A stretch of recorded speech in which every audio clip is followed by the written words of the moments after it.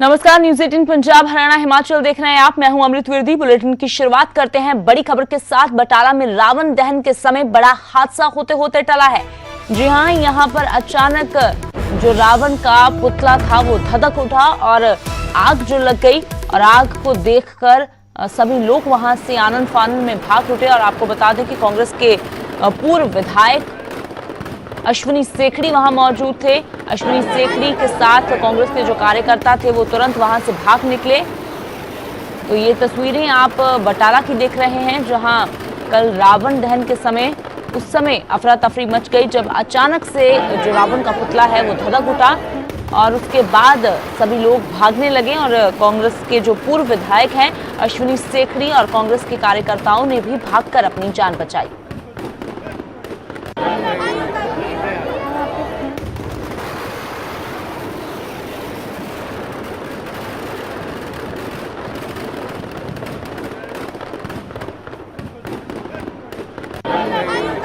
तो रावण दहन के साथ ही बुराई पर अच्छाई का पर्व विजयदशमी संपन्न हो गया।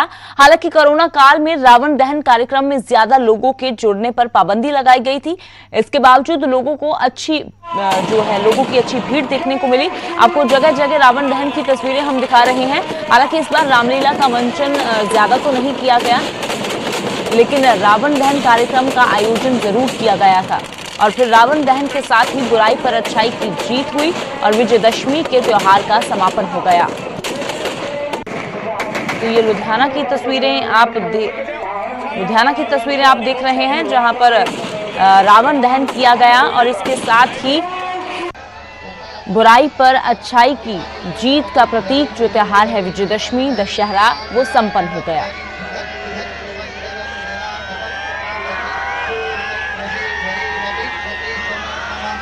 तो इसी तरह से पंजाब के और शहरों में भी रावण दहन किया गया। बरनाला की तस्वीरें अब आप देख रहे हैं। हालांकि इस बार ज्यादा भीड़ लोगों की देखने को नहीं मिली, क्योंकि प्रशासन की ओर से पहले ही जो पाबंदी लगाई गई थी। तो इसी तरह गुरदासपुर में भी रावण दहन किया गया। इस बार शहर के अलग अलग कोनों में जगह जगह पर दशहरा मनते हुए नहीं देखा गया, बल्कि एक ही जगह पर दशहरा मनाया गया, रावण दहन किया गया। ये गुजरात की तस्वीरें बरनाला की, लुधियाना की आपने देखी। तो इसी तरह से अमृतसर में जो है वो रावण दहन किया गया। तो लोग हालांकि पिछली बार के मुकाबले काफी कम थे। कोरोना ने त्योहारों का रंग फीका कर दिया है और इसका साफ साफ असर जो दशहरे पर देखने को मिला। जो अक्सर लाखों लोगों की भीड़ में दशहरा मनाया जाता था, वो इस बार महज चंद लोग थे जो रावण दहन में शामिल हुए, फिर चाहे वो कहीं की भी तस्वीरें हों। तो इसी तरीके से बुराई पर अच्छाई की जीत का प्रतीक त्योहार दशहरा विजयदशमी संपन्न हो गया। पंजाब के साथ ही हरियाणा में भी रावण दहन किया गया। पानीपत की तस्वीरें देख रहे हैं आप। रावण के साथ मेघनाथ और कुंभकर्ण के पुतले भी जलाए गए।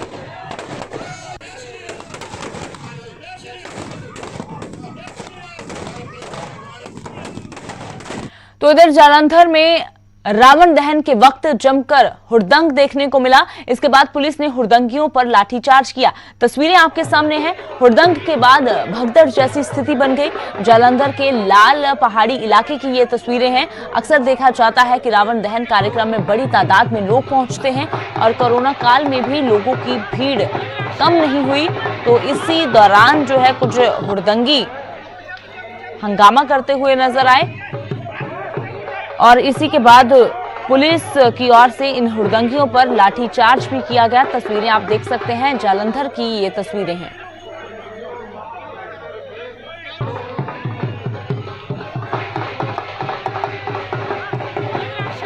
और अब बात करते हैं बठिंडा की। केंद्र सरकार के 3 कृषि कानूनों के खिलाफ किसानों का आंदोलन भी जारी है। तो दशहरे के दिन किसानों का गुस्सा फूट पड़ा। किसानों ने जगह जगह केंद्र सरकार का पुतला फूंका और कृषि कानूनों का विरोध किया। पूरे पंजाब में किसानों का विरोध प्रदर्शन जारी है। किसानों ने केंद्र सरकार से कृषि बिलों को वापस लेने की मांग की है। तो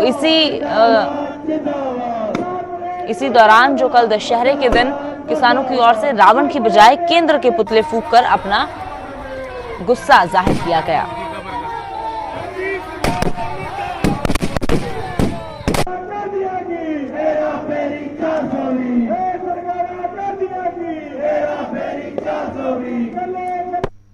ਜਿਵੇਂ ਟੂਲ ਪਲਾਜ਼ਿਆਂ ਦਾ ਹੈਗਾ, ਪੈਟਰੋਲ ਪੰਪਾਂ ਦਾ ਹੈਗਾ, ਮਾਲਾਂ ਦਾ ਹੈਗਾ।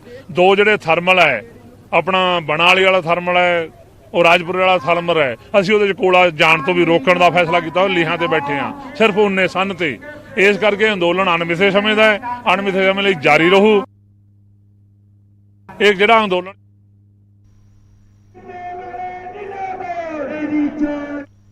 तो वहीं कुरुक्षेत्र में भी पुतला फूंकने को लेकर हंगामा हो गया। यहां पुलिस और किसानों में जबरदस्त झड़प देखने को मिली। पुलिस ने किसानों पर वाटर कैनन का इस्तेमाल किया। केंद्र सरकार का पुतला फूंक रहे थे किसान। खेती कानूनों के खिलाफ किसानों की ओर से प्रदर्शन किया जा रहा था। इसी दौरान जो है पुलिस और किसान आमने सामने हो गए। दोनों में जबरदस्त झड़प हुई है। पुलिस ने किसानों को रोकने के लिए हल्का लाठीचार्ज भी किया और वाटर कैनन का इस्तेमाल भी किया। पंजाब के साथ साथ हरियाणा में भी किसान लगातार कृषि कानूनों का विरोध कर रहे हैं और इसीलिए दशहरे के दिन केंद्र के पुतले फूंकने पहुंचे थे किसान।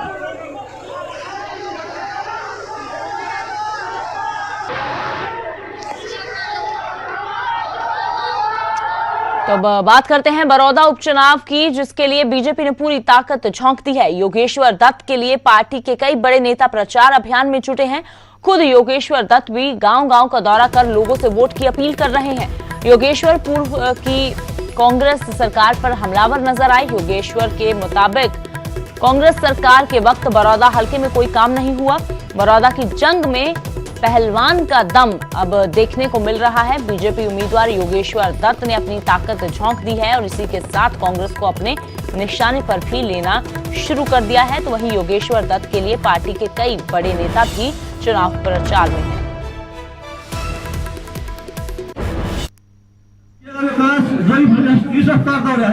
मैं अपना वादा दिला हूँ कि 4 साल सरकार के हैं, हर हल्के तक आ गए, प्रगतिशील जोरदार का होगा।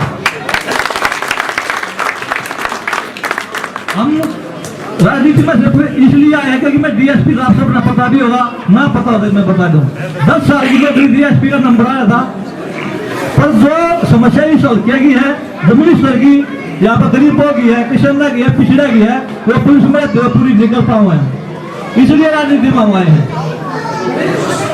नगर उत्तर पुलिस में रह सोचे जानते हैं 30 लाख मन में, वो 30 का जो है, अब हमने फिर 5 जगह हम कितने पड़े हम कुछ ना करा सकते, और आपके काम ना करा है तो 4 साल बाद फिर इलेक्शन होने हैं और कुछ ना करा पाए तो पार्टी में टिकट काट देगी। और बड़ौदा उपचुनाव में जेजेपी के बड़े नेता भी योगेश्वर दत्त के लिए प्रचार में कूद पड़े हैं। कल दिग्विजय चौटाला ने योगेश्वर दत्त के लिए प्रचार किया और कांग्रेस पर जमकर हमला बोला। दिग्विजय चौटाला ने कहा कि भाजपा ने तो विधायक न होते हुए भी यहां विकास कार्यों की झड़ी लगा दी, जबकि कांग्रेस के 10 साल के राज में यहां कोई काम नहीं हुआ। बड़ौदा की जंग में जो पहलवान अपना दम दिखा रहा है, उसके लिए अब जेजेपी भी मैदान में आ गई है और कांग्रेस पर जमकर निशाने साधे जा रहे हैं। बहुत जरूरी बात है क्योंकि बहुत भूपेंद्र हुड्डा के पास और कोई बात ही नहीं रही, जहां भी जाते हैं। और अब तो शर्म की बात है कि कास्टिस्ट इस हद तक हो गए हैं कि जात का नाम लेके भी कहने लगे। ये हल्का तो चौधरी देवीलाल का गढ़ होया करता कि नहीं होया करता। चौधरी देवीलाल सरीखे के लोग ये कह करके गए हैं कि जाति जाट की, ब्राह्मण की जाति, कोई कुम्हार की, कोई बैकवर्ड की, अगड़े की, पिछड़े की नहीं होया करती। जाति तो 2 है इस देश में, और वो है कमेरे की और लुटेरे। ये जजपा भाजपा जो है ये कमेरे की पार्टी, और भूपेंद्र हुड्डा कौन है भाई? आपका कैंडिडेट शेर है, अंतरराष्ट्रीय शेर है, बब्बर शेर है, और ये लोकल भालू है। बेचिंता रहियो, आप अगर मिलजुल करके लड़े तो फिर कोई दिक्कत नहीं है। 37 और अपने भूपेंद्र जी वाली 33, ये जुड़ के 70 बैठती। एक दिन इस 70 को मैंने आपसे कल भी कही थी, आज भी प्रार्थना करता हूं, हाथ जोड़ करके 90 तक लेकर के जाना है और अपनी। और बात करते हैं अंतर्राष्ट्रीय कुल्लू दशहरे की, जिसका पारंपरिक आगाज हो गया है। 31 अक्टूबर तक चलने वाले इस उत्सव के लिए देवी देवताओं के आने का सिलसिला भी शुरू हो गया है।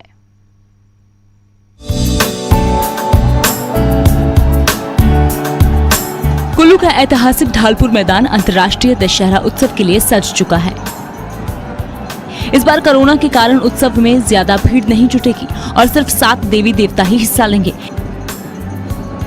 हिमाचल की संस्कृति और आस्था का पर्व अंतर्राष्ट्रीय दशहरा उत्सव 25 अक्टूबर से 31 अक्टूबर तक मनाया जाएगा। उत्सव के लिए पहले दिन 4 देवी देवता कुल्लू पहुंचे। देवता आदि ब्रह्म, देवता लक्ष्मी नारायण, देवता जमदग्नि ऋषि, देवता बिजली महादेव के साथ कुल्लू पहुंचे। इसके बाद रविवार देर रात माता हडिम्बा रामशिला हनुमान मंदिर पहुंचेंगी। तो कोरोना की महामारी से इसको थोड़ा शॉर्ट किया हुआ है, तो इसमें ज़्यादा से ज़्यादा भीड़ होने की पाबंदी लगी गई है। तो दशहरा जब रथ यात्रा जब चलेगी तो सुबह के 200 से ऊपर आदमी का ऊपर नहीं होने चाहिए। और ये रथ का जो हर्षकार हो रहा है, इसके जो सोना चांदी के गहने पहनाए गए हैं, तो छत्तर लगा हुआ है, इसके कपड़े वगैरह लगे हुए हैं। तो रघुनाथ जी आएंगे और यहाँ आके बैठेंगे इसके अंदर। इस बार सिर्फ 200 लोग ही भगवान रघुनाथ की यात्रा में भाग लेंगे। 7 दिन तक चलने वाले दशहरा महोत्सव में पहले जैसी रौनक तो नहीं होगी, लेकिन धार्मिक आस्था और प्राचीन परंपरा का पालन जरूर किया जाएगा। कुल्लू से तुलसी भारती, न्यूज़ 18। और बात करते हैं अब शिमला के बहुचर्चित गुड़िया दुष्कर्म और मर्डर केस की, जो 3 साल बीतने के बावजूद भी सीबीआई इसकी गुत्थी सुलझाने में नाकाम साबित हुई है। जबकि शिमला में सीबीआई अधिकारियों की सरकारी खातिरदारी में अब तक लाखों रुपए खर्च हो चुके हैं। देखिए इस रिपोर्ट के जरिए। पिकनिक मना रही सीबीआई, 3 साल बाद भी गुड़िया को नहीं मिला इंसाफ। शिमला के बहुचर्चित गुड़िया दुष्कर्म और हत्याकांड ने पूरे देश को झकझोर दिया। मामले की जांच सीबीआई ने भी की, लेकिन 3 साल बीतने के बावजूद सीबीआई के हाथ अभी तक खाली हैं। सवाल अभी भी जैसे के तैसे है कि आखिरकार गुड़िया के गुनाहगार कहां हैं। अब तो सीबीआई की कार्यप्रणाली पर भी सवाल उठने लगे हैं। यही हमारे ठीक पीछे जो शिमला में स्टेट गेस्ट हाउस है राज्य सरकार का, पीटरहॉफ, यहीं पर जो है सीबीआई की टीम को ठहराया गया है। 3 कमरे यहां पर अलॉट किए गए हैं।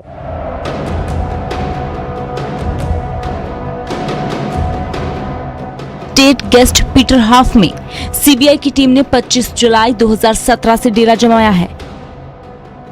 पीटरहॉफ में सीबीआई के नाम पर कमरा नंबर 101, 102 और 103 अब भी बुक हैं और इसका खर्च सुनकर आपका सिर चकरा जाएगा। सीबीआई की टीम के शिमला में रहने का खर्च अब तक 21,70,000 रुपए से ज्यादा पहुंच गया है। बीते 6 महीने में केवल एक बार ही अधिकारी यहां आया है। वहीं बकाया जमा करने के लिए पर्यटन निगम कई बार सीबीआई और सरकार से गुहार लगा चुका है, लेकिन एक भी रुपया जमा नहीं किया गया। सवाल यही है कि क्या सीबीआई की टीम शिमला में सरकारी पैसों पर पिकनिक मना रही है? आखिर 3 साल बीतने के बावजूद गुड़िया केस की गुत्थी को सीबीआई क्यों नहीं सुलझा पाई? क्या सिर्फ टाइम पास के लिए सीबीआई के अधिकारी शिमला से दिल्ली का चक्कर काटते हैं? उधर गुड़िया के परिजन अब तक न्याय के लिए भटक रहे हैं। इंसाफ की आस में सुप्रीम कोर्ट से होते हुए अब दोबारा हाई कोर्ट की शरण में पहुंचे हैं। हाई कोर्ट से मामले की निगरानी में दोबारा जांच की मांग कर रहे हैं। 15 अक्टूबर को फिर से याचिका लगाई गई है, लेकिन सवाल है कि क्या गुड़िया को इंसाफ मिलेगा या फिर सीबीआई शिमला में ही पिकनिक मनाती रहेगी। इस मामले में अब भी जो है जांच सवालों के घेरे में है। गुड़िया के परिजन जो है सुप्रीम कोर्ट से होते हुए एक बार फिर से यहाँ पर हाई कोर्ट की शरण में पहुँचे हैं। शिमला से कैमरा सहयोगी राज कौंडल के साथ रणबीर सिंह, न्यूज़ 18 हिमाचल। और अब बात करते हैं सेल्फी क्वीन नेहा कक्कड़ की, जो रोहनप्रीत के साथ शादी के बंधन में बंध गई हैं। दोनों की शादी की तस्वीरें और वीडियो सोशल मीडिया पर काफी वायरल हो रही हैं। इस बीच दोनों के कुछ ऐसे वीडियो भी सामने आए हैं जिसमें जयमाला के बाद दोनों स्टेज पर गाना गाते हैं। इसके बाद फिर नेहा रोहनप्रीत के लिए एक स्पेशल रोमांटिक सॉन्ग भी गाती है। आप भी देखिए दोनों की शादी की कुछ खास झलकियां।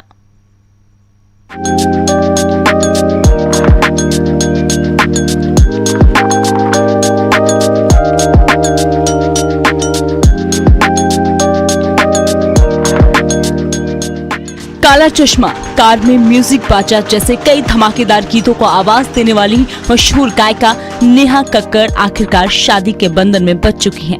बता दें कि नेहा राइजिंग स्टार रोहनप्रीत सिंह की दुल्हन बनी है। दोनों ने 24 अक्टूबर को शादी रचाई।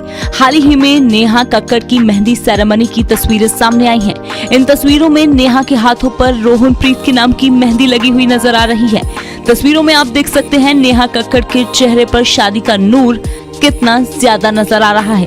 दिल्ली के मशहूर राजू मेहंदीवाला की टीम ने नेहा के हाथों पर मेहंदी लगाई है। राजू मेहंदीवाला ने अपने सोशल मीडिया अकाउंट पर नेहा कक्कड़ की तस्वीरें साझा करते लिखा, नेहा जैसी शानदार गायिका के हाथों पर ब्राइडल मेहंदी लगाना हमारे लिए गर्व की बात है। जैसे ही नेहा कक्कड़ की ये तस्वीरें सामने आई तो उनके प्रशंसक उनको मुबारक देने में लग गए हैं। नेहा कक्कड़ और रोहनप्रीत शादी के बंधन में बंध चुके हैं। हाल ही में नेहा कक्कड़ और रोहनप्रीत का एक वीडियो भी सामने आया है जिसमें वो श्री गुरु ग्रंथ साहिब जी के आगे खड़े नजर आ रहे हैं। इस दौरान नेहा और रोहनप्रीत के चेहरे पर साफ साफ खुशी नजर आ रही है।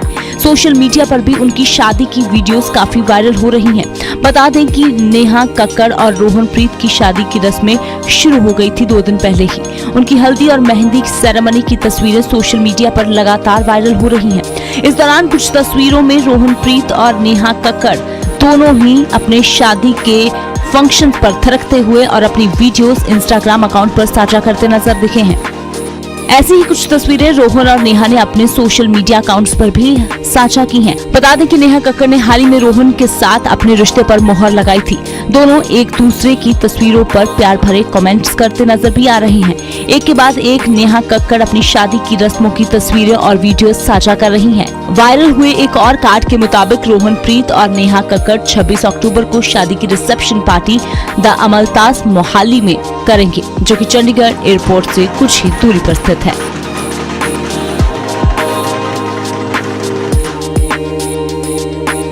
Bureau report, news 18। और बात करते हैं हम हमारी सरकारों की, जो भले ही सभी गांवों को सड़क सुविधा से जोड़ने के दावे कर रही हों, मगर एक हकीकत है जो आपको भी देखनी चाहिए। ये जरूर देखिए कि जमीनी स्तर पर लोगों को किन परेशानियों का सामना करना पड़ रहा है। सरकार के दावों को आईना दिखाती ये रिपोर्ट।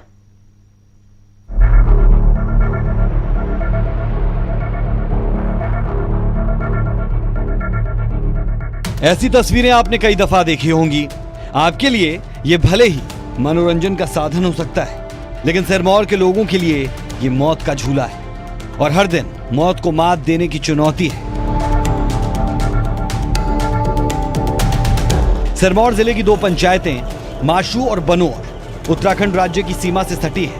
यहाँ के लोगों को रोजमर्रा की जरूरतों के लिए उत्तराखंड जाना पड़ता है, लेकिन टॉन्स नदी पर पुल ना बनने से ये झूला ही आखिरी विकल्प है। और यहाँ कुछ नहीं देते सरकार जी, हमारे को पुल की दिक्कत है और झूला पुल भी आने पुल हमारे को बहुत दूर पड़ता है। हमारे को यहाँ आने जाने की सुविधा कुछ नहीं है। क्या बुजुर्ग, क्या बच्चे और क्या महिलाएं, मौत के झूले पर सफर करना इनकी मजबूरी है। फिलहाल नदी में पानी कम है। लोगों का कहना है कि इस क्षेत्र में अदरक, मिर्च, टमाटर और बीन का काफी उत्पादन होता है, लेकिन किसान तो बाजार तक अपनी फसल भी नहीं पहुंचा पाते। इस न्यूज हेडलाइंस के प्रायोजक पेट सफा आयुर्वेदिक जून।